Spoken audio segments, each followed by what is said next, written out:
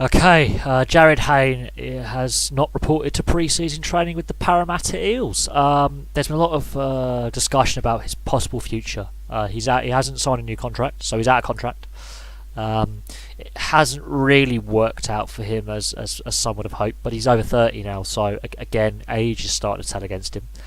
It's not been the highlight reel return to the NRL from the NFL. Obviously, he didn't work out at the Gold Coast Titans. He went to Parramatta under a lot of scrutiny, and it was a controversial move when he signed for Parramatta for last season.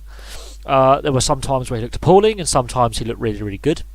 So he was more hit and miss, and he wasn't consistent.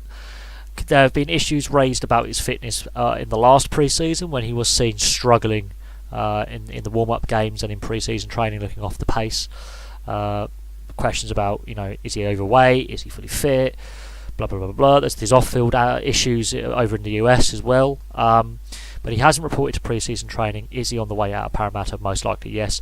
Will another NRL team be willing to take a risk on signing him on such big money? Not many teams have much room in the salary cap that we know of.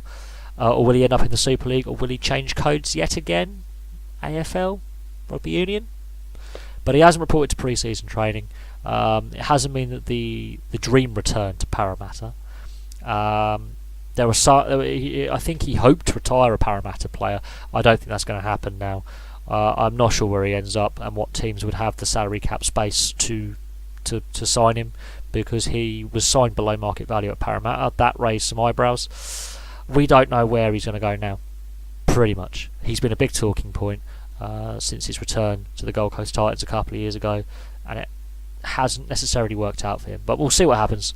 Let's see where he ends up. But at the moment, he's not at pre-season training. So thank you very much for watching. Place your thoughts below. Please like and subscribe, because they're also important, and I'll have some more videos for you soon.